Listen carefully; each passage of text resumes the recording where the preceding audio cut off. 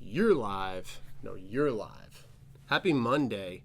There was a huge response to the unclaimed loved ones. Like, how do funeral homes handle unclaimed bodies? And I wanted to kind of elaborate on that. I'm Nathan. I'm glad you're here. I spent 13 years in the funeral profession, a musician. My songs are inspired by my works. They're streaming now, and there is a whole other world of loved ones. So be grateful first and foremost this season, whether you celebrate or not. Be grateful for family, whether you have a few or many. And I wanted to acknowledge the unclaimed loved ones. And this is all for where I am from and where we served. So every state, county, they handle unclaimed loved ones, I think, relatively similarly, but I don't want to say exactly the same. There's a rotation. I want to elaborate on the rotation itself because people were kind of hung up on a rotation. The coroner's office in the county in which I'm from, the state of Kentucky does not have a huge fund or for the burial, for the disposition, that's the legal term, of loved ones that have no family. So the coroner's office does what's called a rotation. And why did they do a rotation? So they call them indigent, they would call them pauper, whatever you want to, they're still loved ones, but people who have no family, no money, and no one claims them, then they become essentially the coroner's office's job to handle and carry out services. They do a rotation because it offsets the expense that funeral home A would incur, and then B, etc. There are costs that go into care for any loved one. It doesn't matter whether you have much or little. If you direct cremate, the most affordable option, there are still costs. You have gas and you have equipment and you have staff to facilitate that with the licenses, etc. So they created this rotation of sorts where one loved one that dies that has no family, they would call funeral home A. And they only pay, the coroner's office can only pay $500. That's it. And people would say, oh, that's enough. Funeral homes are just in it for money. That's not the case at all. One, two, it doesn't even cover the cost of the care. And arguably more care would go into an indigent loved one because yes, there's still a due diligence period where they try to find loved ones, family. Like, we still try to hit Facebook and all the other social medias to try to find people. And you have to show that you attempted that before you would then go to court. Yes, you have to go to court on behalf of, and you sit before a judge and they sign off on the cremation, and that could be a few days, and that's a lot of man or woman hours. So there's the argument there. It helps offset the cost, the spreading of the expense that everyone incurs. And the same goes for the coroner's office. I mean, they're out money too because it's licensed staff to go and tend to these loved ones. It's not they're being put out. I want to preface it. It doesn't matter if these people deserve to be tended to and cared for. So the coroner's office will call and do a rotation of funeral homes. Cremation is common. There is a county in Kentucky that the coroner at the time would do a direct burial, no embalming, minimum container. They refuse for cremation. I don't know why. I'm not a coroner. I can't speak to that. But what we did was cremate primarily, and that is where the loved one would be cremated, and then we would house and hold the loved one until there would be a mass burial, if you will. I'm trying to use the proper terms, but that is what that is. Speaking of, in the UP in Michigan, this woman found a pauper's field of cemetery space where there were so many loved ones in the 1800s up until 1920, I believe, that died. They had no monument whatsoever. And then she, through all of her hard work and research, found out who all was buried there. Because way up in the UP during the late 1800s, people were dying left and right from all kinds of things. And so there were a lot of these poor people that had no one to claim them. In this instance, similarly, they would just bury them in mass graves. So I heard in a lot of the comments in the previous video when I released this, like in California, for instance, they have 2 times a year, they have mass burials. And I think there's a lot of information here on YouTube specifically where California, I mean, they have thousands of unclaimed John and Jane Does. Well, they'll cremate them, and then they'll have mass burials a couple of times a year. And some funeral homes, to help create a sense of community, will actually have a memorial for these people in a group setting, say for all those who have no family, and we're gathering on their, in their memory and honor. And that, I think, is a beautiful thing. So the county, the state, I believe there's a burial fund or a fund, a grant, if you will. Indiana gives, I think it's $1,200. I believe that's what it is, $1,200 toward a direct cremation. That's, again, that doesn't cover the cost if you are a full service traditional funeral home. Now, if you're like a cremation society, or if you're a direct cremation, that's all you do, that I think that a $1,200 would be, I think adequate. I'm trying to think and make sure I use the proper terms and words, because I don't want to say the wrong word. But in Canada, they give a large amount of money to cover the funeral expense. And so people that are outside of the United States, whenever I release that video and other videos, a lot of the questions are very much geared towards the cost. Why doesn't the United States cover this, and why doesn't it cover that? And I think it kind of coincides with the universal health care and whatever. I don't want to get into that because I'm not into that world, but people still have this, what's the word I'm looking for? There's a stigma around, there's a stigma around death and how much is going to be paid, and why isn't it across the board the same? I don't have a clue. But in the county that I primarily worked in, there was only $500 offered. And then in Indiana, the counties we worked in, there was $1,200 offered. So that's what we would do. And Indiana's laws are different from Kentucky's laws. So you would have to, let's say the loved one was claimed, and so I cremate your loved one, and you're just not going to come pick them up. So I have contacted you numerous times. I legally don't have to hold you for longer than this particular period. It's once 3 months and once 6 months. I'm getting them flipped. Indiana and Kentucky, they're different, but they're pretty comparable as far as the length of time. And then you can bury them or scatter them in a body of water after that time frame, but you have to show the due diligence. You'd be amazed at how many people don't claim their loved ones after they die. Like there was a cabinet. There was a cabinet full. I couldn't ever bring myself to do like a mass scattering or whatever within the legal. I'm trying to use the proper words, because like when you're talking about somebody's loved one, whether they're claimed or not claimed, that person matters. That person's existence mattered. And the legal term is called disposition, right? So disposing, whether you cremate or bury. But Kentucky, Indiana, you have a specific amount of time. You have to house someone. And then after that, if you're not picking them up, then we can legally dispose of. And I always had a hard time disposing of, because it's like, what if someone comes? But there was a video where someone moved into a new house, and under the kitchen sink was somebody's cremated remains, and then they found out who they were. They're like, we don't care. It's like, what the hell? So how does someone get to the point of being an indigent? Now I want to talk a little bit about that.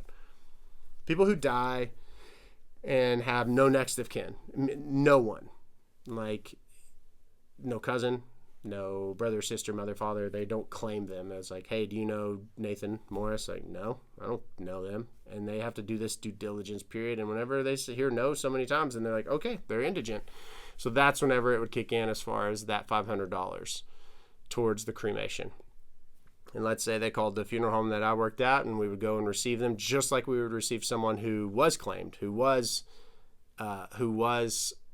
going to have a service. We would go through all those paperwork process, except we would then have to go to court on top of having to become investigators and try to figure out who this person belongs to. And the coroner's office is helpful there. I wonder if I don't think that they put I could be wrong, but I don't think they put the cremation society in rotation. And a society, by the way, a cremation society is like, it's a small building, and you pay a membership fee, a one-time membership fee of, let's say, $50.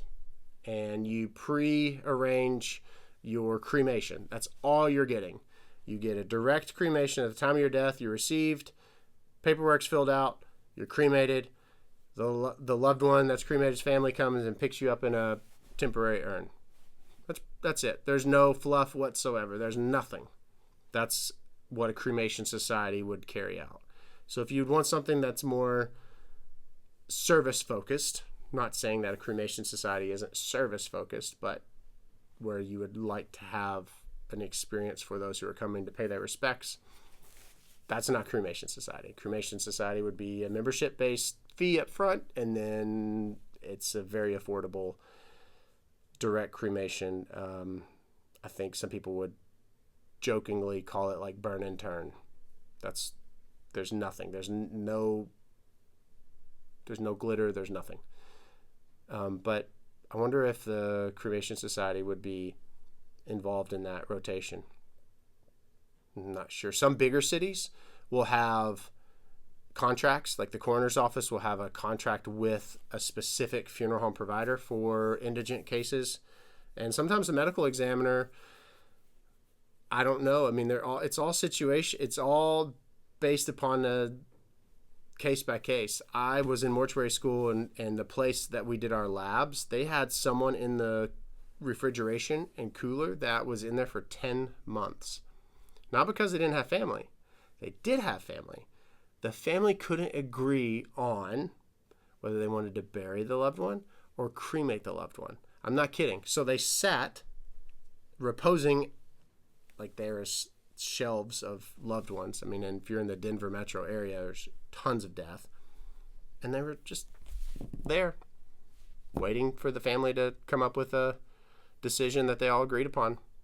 But until then, they were just going to be in the cooler. I do believe, though, that it was California. There's this documentary that you can watch where it shows just how many unclaimed indigent cases are cremated annually and how they do a couple of times a year this burial. So I can't imagine being alone and without anyone. And I wonder what someone, like, how it gets to that point. You know, like, did they have a fallout? Did they, because everyone has a biological mother and father. And I understand that relationships are unique. And so people, may have falling outs or relocation or lose touch, or maybe they have trauma. I don't, I'm not naive to that. But to have no one, like to be so reclusive that you have no friends, that you have no cousins that would claim you. I mean, are you angry person? Do you want that lifestyle? Like the people that go and move out into the wilderness and stay alone forever? I mean, maybe that's what it is. I don't know. I mean, there are people that in the videos that I posted, they said, "Oh, I don't care. The state will pay for my funeral." No, they won't. No, they won't. That's not how that works. That's not how it works. You got to be prepared. You're never too young to prepare and to, get on paper what you request. And I hope, if anything, it gets you a sense of perspective to be able to be like, I'm so glad that I have someone that claims me.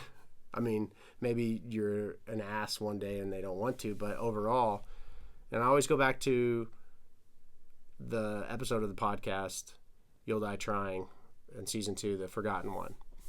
Like the person that was deceased for 2 weeks before their neighbor in the apartment complex called because they thought that there was a they called their landlord because they thought there was a deceased animal.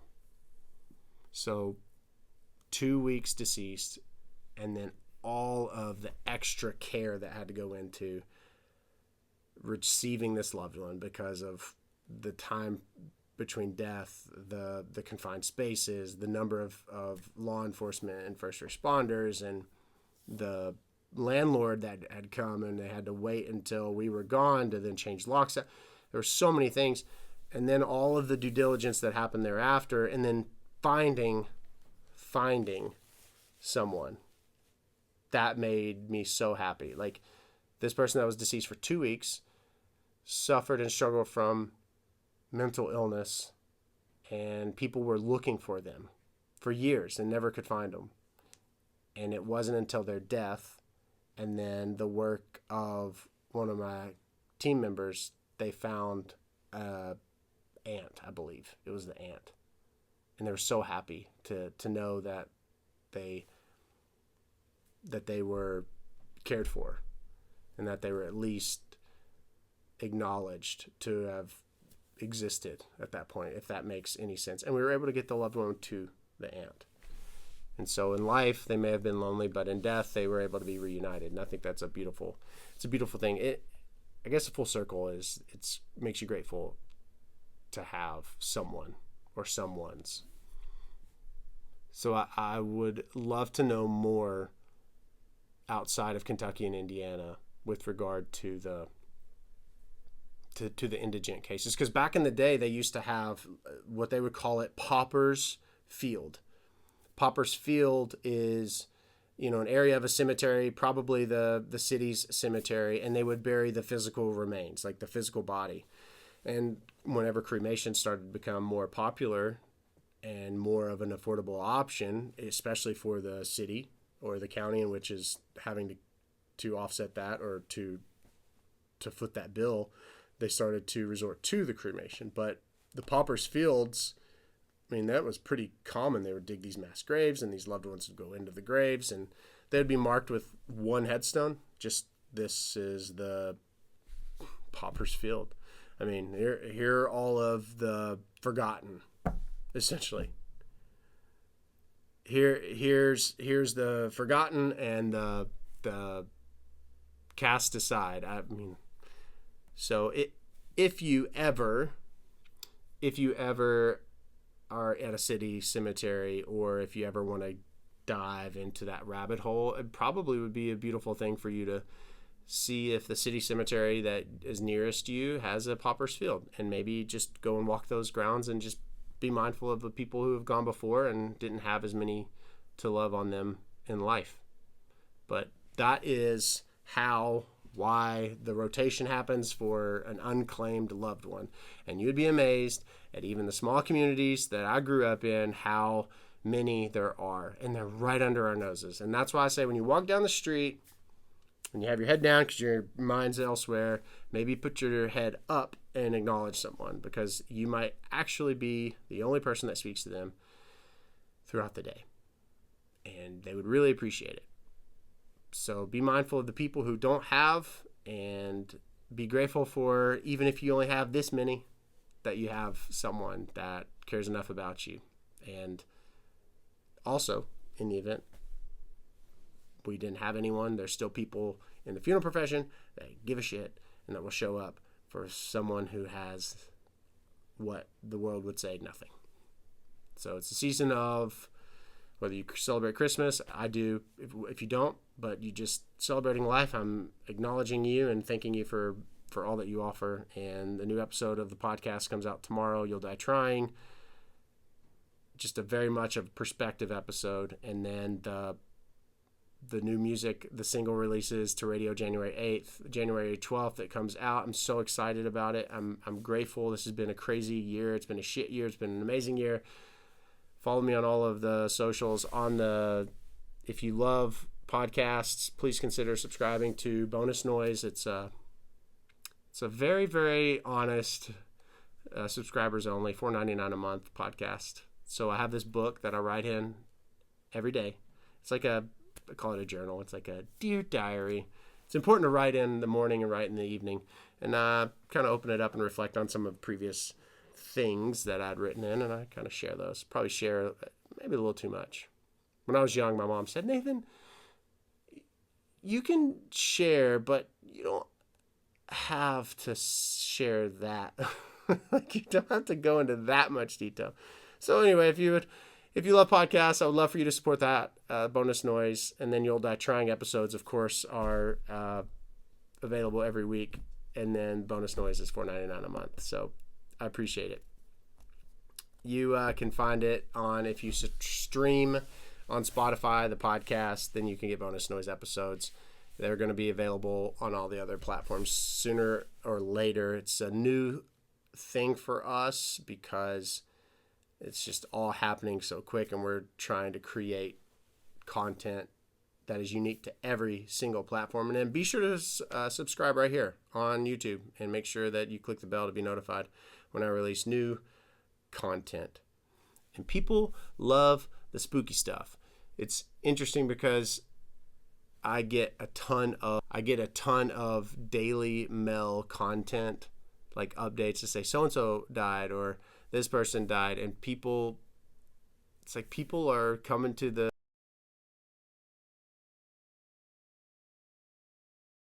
no, there I am. Sorry about that. People are coming to the channel to see who's died, and I'm getting these notifications saying, hey, you need to announce this person. Man plans, God smiles. So I got distracted because I don't know what the heck went on with my phone. What was I saying? I don't remember. Ooh. People are funny. Yeah, squirrel. People are funny. I was live on TikTok on Sunday night, last night, and people, the the audacity. Oh, Lord. But people do love spooky stuff. Yes, that's what I was talking about. People love spooky stuff. Spooky stuff is the thing. And I just did this video. I get in these rabbit holes, and I'm like, oh my gosh, I didn't know this. So then I can't wait for some of these videos to come out. And the ones that I'm most excited about are the ones that always just like go nuts. You know, it's wild. I mean, it's wild. So I think that you all love the spooky shit. You love to make sure you show up to know whenever I announce that someone in the entertainment world or whatever had died. Like, is it Jack Axelford? Mr. Axelford from General Hospital died. And then, of course, I can't think of his name. Oh my gosh. I can't think of his name. Bless his heart. He was an Air Force pilot, and he died. I mean, there's so many people have been dying. So, anyway, I appreciate you all. And be grateful for what you have. And I appreciate your support. So I want you to have a great night. And I wanted to just share with you what happens when unclaimed loved ones and the process of how funeral homes handle them. And it's all a city, state, and county by county, city, state thing. I'm going to find out a bunch more, and we'll keep this going because apparently hundreds and hundreds of thousands of people like knowing about what's going on. All right, we'll talk to you soon.